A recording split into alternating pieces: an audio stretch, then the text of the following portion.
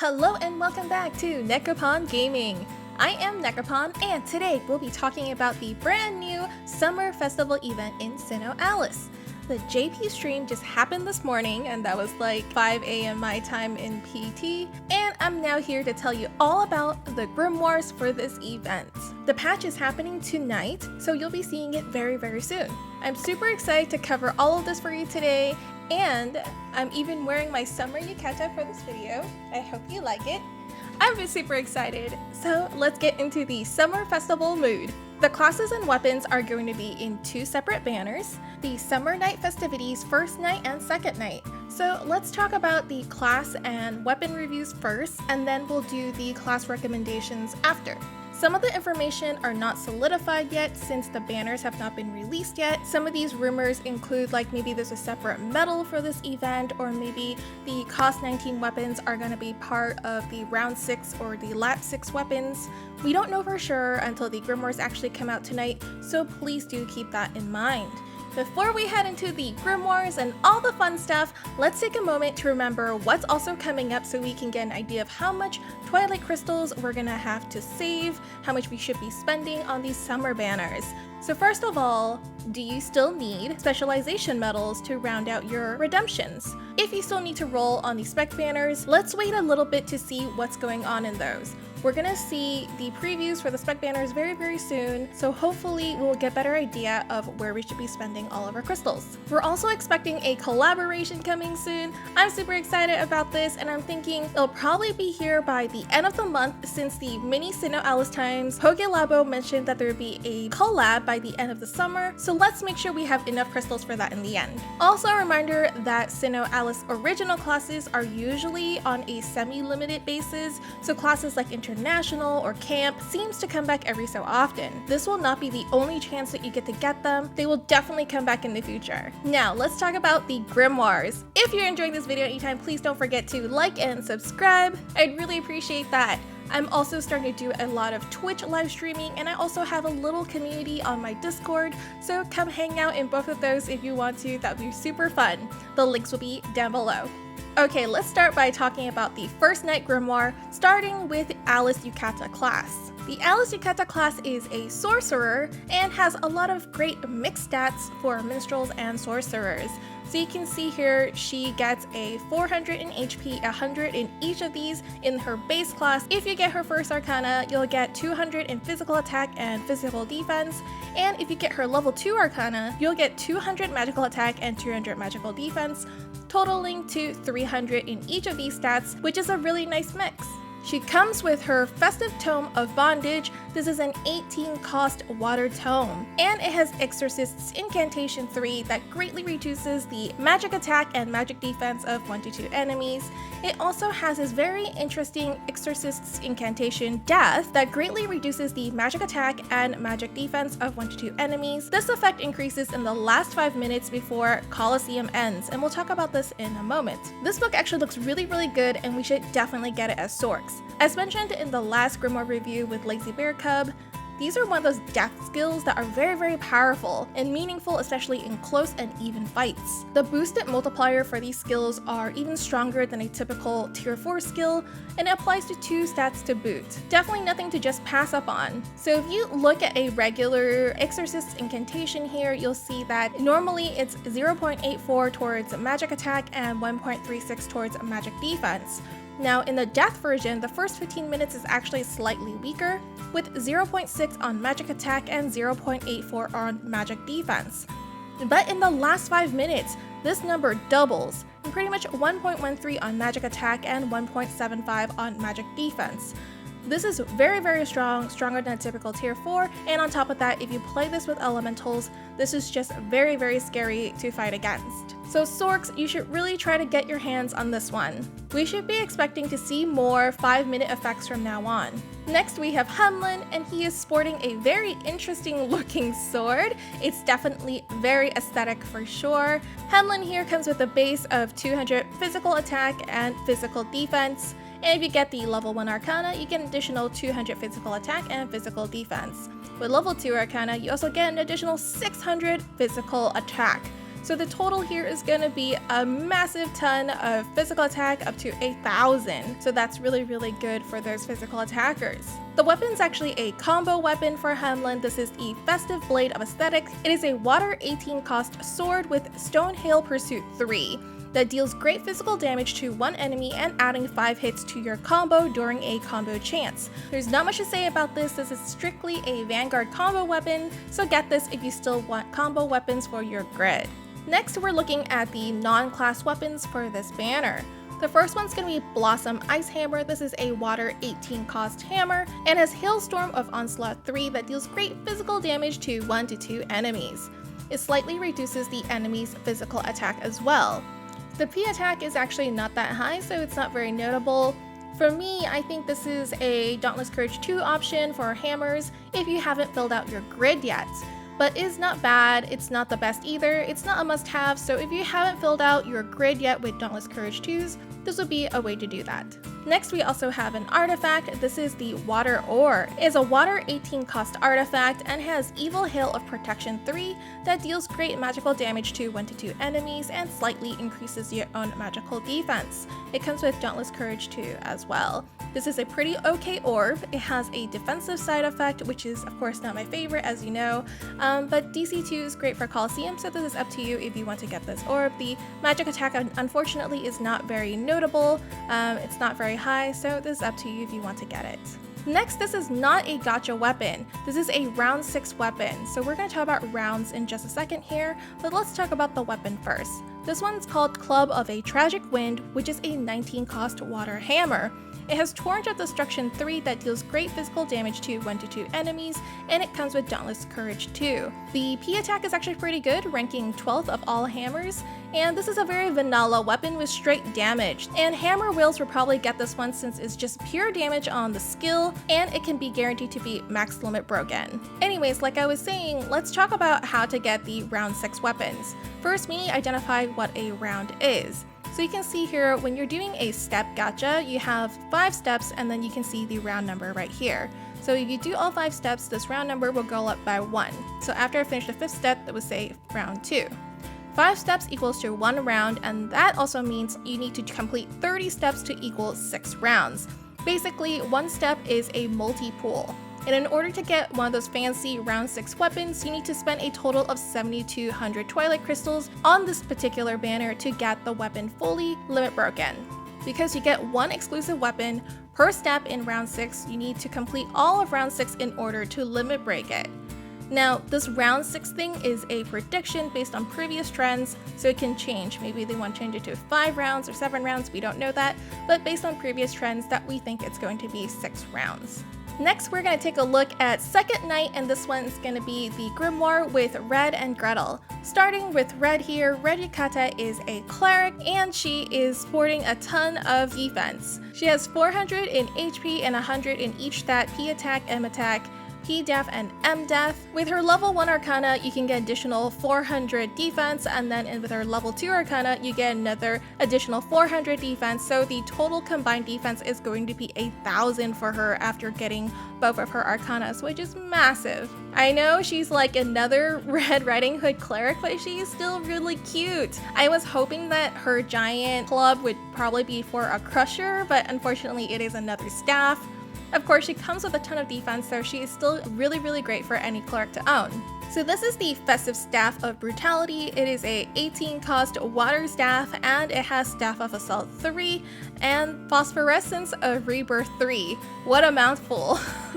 So Staff of Assault is going to be greatly restore HP to 1 to 2 allies, slightly increases M attack for your ally. Phosphorescence of Rebirth 3 is going to be greatly restore HP to 1 to 2 allies, and I'm guessing it's going to increase the healing effects by 1.3 times in the last 5 minutes of Coliseum. Again, this is speculation only.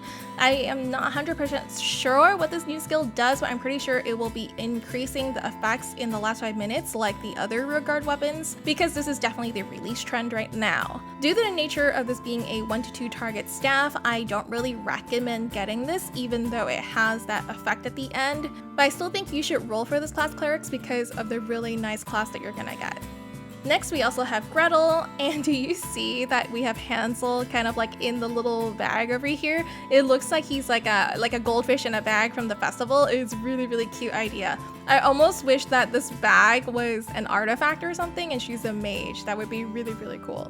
Okay, so Gretel's actually a paladin, and she comes with 200 magical attack and 200 magical defense along with 200 HP in her base class.